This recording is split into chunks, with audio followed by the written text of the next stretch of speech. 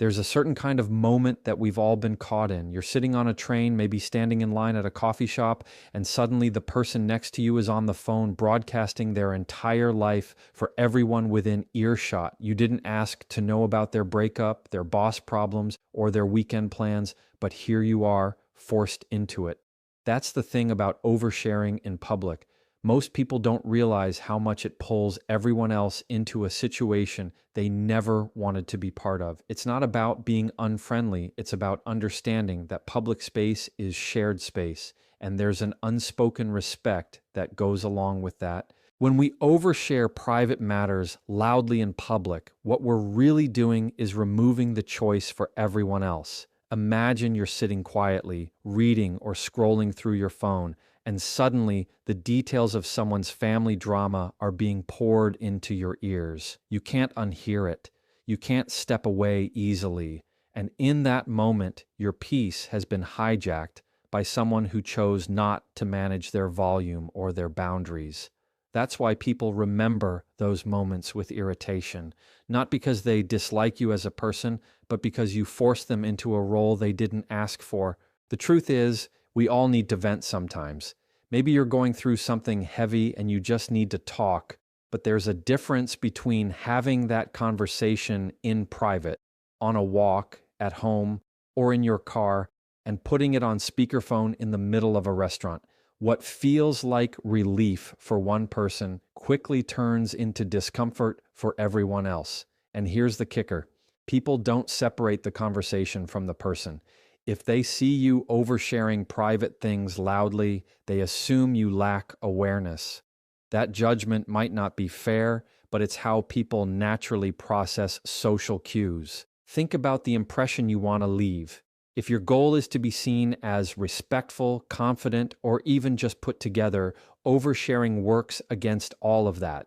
Confidence isn't about showing people everything on your mind. Confidence is knowing what to share, when to share it, and who deserves to hear it. By managing your conversations in public, you're signaling that you understand the environment around you and that you're not willing to make other people uncomfortable just because you need to be heard. That kind of restraint is far more powerful than any long, loud phone call could ever be. Another part of oversharing in public is that it often comes with tone. When someone's speaking loudly, maybe even emotionally, it can feel like tension is filling the room. People start looking down, avoiding eye contact, shifting in their seats because they don't want to get caught in the ripple effect. And you've seen it. You can feel the energy shift in a space when one person turns their private stress into everyone else's problem. It's not just about what you say, it's about the way your presence changes the atmosphere around you. There's also the question of trust. When people hear you laying out your personal details in a public space, they wonder what you might say about them in a similar situation. Oversharing loudly signals a lack of filter, and when people see that, they tend to keep their distance emotionally and socially. It's hard to build strong, professional, or even casual relationships if your reputation is tied to letting every detail spill out at full volume in front of strangers. People don't need to know everything about you, and the strongest people are often the ones who hold back the most. So the next time you feel tempted to raise your voice on a call or dive into personal stories in a public place, pause and remember this. Public respect builds private credibility. Every little choice you make about how you speak in public either builds or breaks the impression people have of you. You can still be authentic, still be real, and still get what you need out of a conversation without dragging an entire room of strangers into it. Personal space is one of those invisible boundaries that we all carry with us. You can't see it, but you can definitely feel it when someone crosses it. Standing too close in a line, leaning over your shoulder when you're reading something, or crowding into a tight elevator without giving breathing room, it all sends the same message. I'm not paying attention to your comfort. Most people won't say anything out loud, but they'll instantly take a mental step back, and that impression is hard to erase once it's made. Think about how uncomfortable it feels when someone stands just a few inches too close. You don't even need to look at them to notice it. Your body picks it up before your brain does. You tense up, your shoulders shift, you lean away if you can. That physical reaction tells you everything you need to know about the importance of personal space. It's not just a cultural thing, it's a human thing. People need that buffer zone to feel safe and respected, and when you invade it, it feels like you're taking something that doesn't belong to you. Respecting personal space in public is about awareness. When you're in a crowded setting like a bus, train, or elevator, you might not have much room, but that doesn't mean you abandon the idea altogether. Awareness shows up in the way you angle your body, the way you adjust to give even a little bit of room, or the way you wait instead of forcing yourself into someone's bubble. Small adjustments make a big difference in showing that you value the people around you, even when circumstances make it hard to physically spread out. The way you manage personal space also affects how people view your confidence. People often confuse being close with being dominant, but real confidence doesn't need to push itself onto someone else's boundaries. Real confidence is calm, steady, and considerate. When you stand at a respectful distance, it shows that you're comfortable with yourself, that you don't need to impose to make your presence known. That kind of confidence is magnetic because it makes other people feel at ease, and when people feel at ease around you, they naturally gravitate toward you. There's another layer to this. Personal space doesn't just apply to physical distance, it applies to emotional distance too.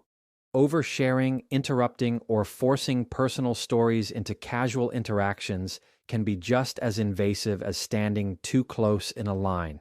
Both situations ignore the silent boundary that people keep up to protect themselves.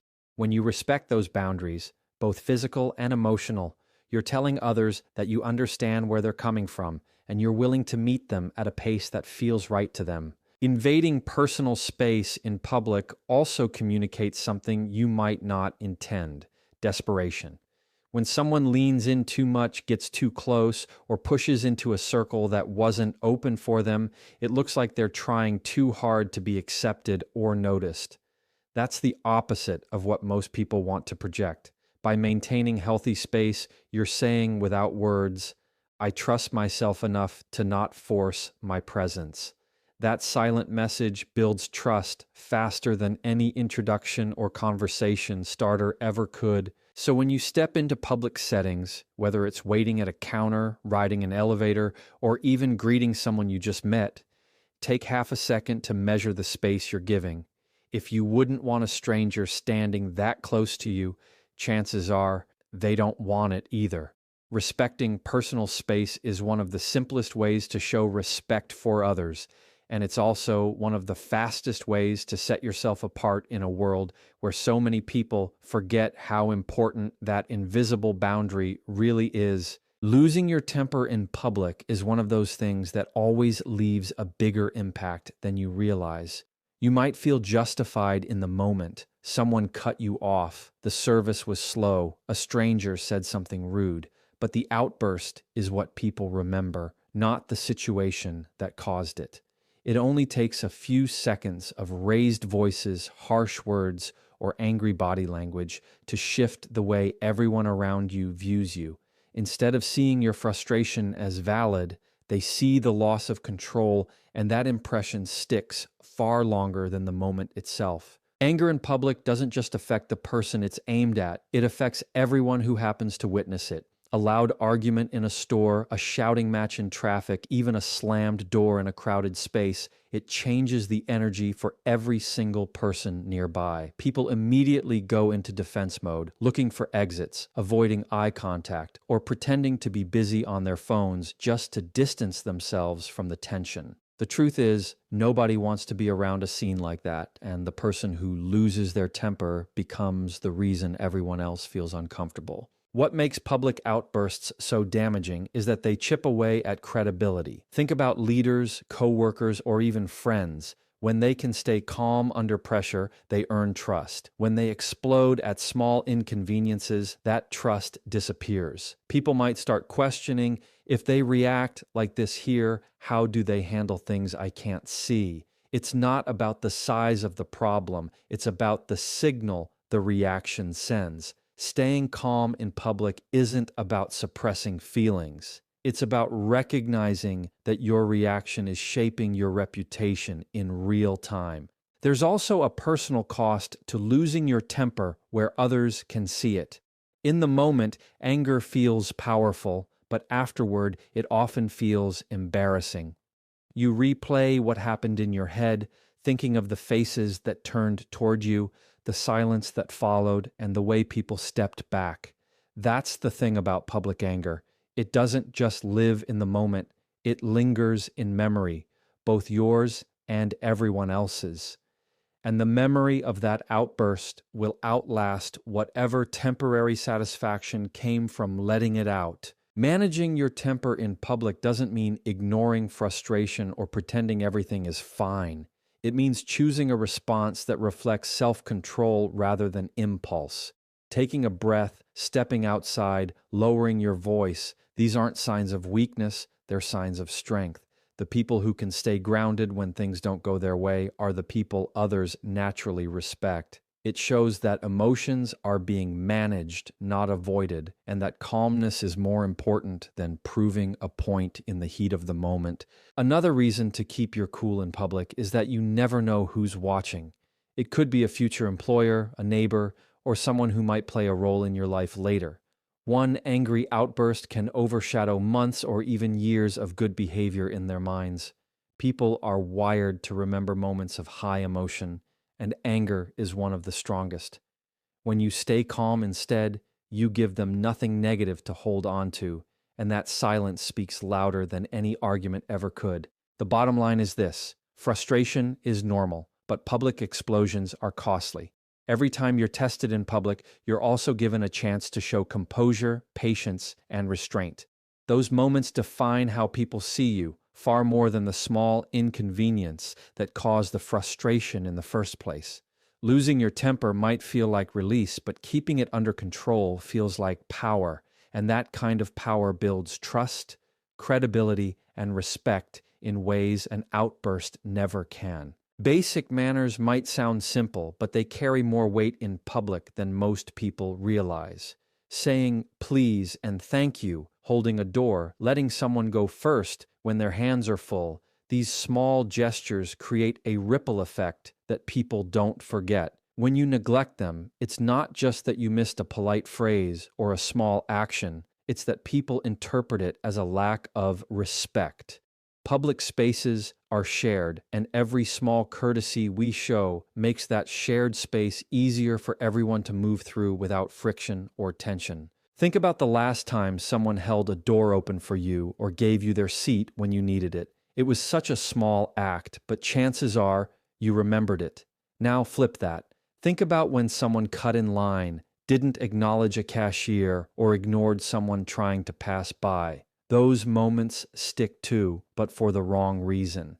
That's the difference manners make in public. They either leave a positive mark that lingers or a negative one that colors how people see you from that moment forward. Public manners also communicate awareness. When you make room for others, say thank you to service workers, or step aside to let someone pass, you're showing that you notice the people around you. Ignoring basic manners in public sends the opposite message. I'm only focused on myself. Nobody likes feeling invisible, and when people see you disregard those small acts, it makes them less likely to want to engage with you or even trust you. Awareness is a form of respect, and respect is the currency of social credibility. Another thing about basic manners is that they're contagious. One person being polite in a public space can shift the whole tone. If you hold the elevator, someone else is more likely to do the same for the next person. If you smile at a stranger and greet them kindly, you've opened the door for a more positive exchange. On the flip side, when someone ignores manners, it often spreads irritation instead. One person's rudeness in a public setting can sour the mood for everyone in the room, and it's rarely forgotten quickly. The way you use manners in public also reflects on how people believe you'll behave in private. If you're dismissive to a waiter, short with a cashier, or rude in traffic, people assume that's who you are when no one else is watching. And if you're kind, thoughtful, and respectful in those same settings, the assumption flips. People assume you carry that same attitude into your personal life. That's why those little courtesies matter so much. They're not just about the moment, they're about the story they tell about you long after the moment passes. Neglecting manners in public can also close doors you didn't even know were open. Maybe the person you ignored in line is a potential business contact. Maybe the stranger you brushed past knows someone who could help you down the road. Life is full of those unseen connections, and how you treat people in public has a way of circling back. Basic manners don't cost you time or effort, but they can create opportunities and impressions that shape how others respond to you in ways you might never expect. At the end of the day, public manners aren't about being perfect or overly formal. They're about being intentional. They're small acts that say, I see you, I respect you, and I want to make this shared space better, not worse. Ignoring them sends the opposite message, and once that impression is made, it's hard to undo. The simplest way to stand out in public isn't through flashy behavior or loud statements. It's through consistent, quiet respect shown in the way you handle the little things every single day. The way you present yourself in public is the very first message you send to people before you even speak. Hygiene and appearance aren't about vanity, they're about respect. Respect for yourself and for the people who share space with you. When you walk into a room, the impression you leave often has more to do with how you look and carry yourself than what you say. If your hygiene is neglected, people notice, even if they don't comment, and it quietly shapes how much they want to engage with you. Think about the situations where presentation makes the biggest difference. A strong handshake paired with clean nails, fresh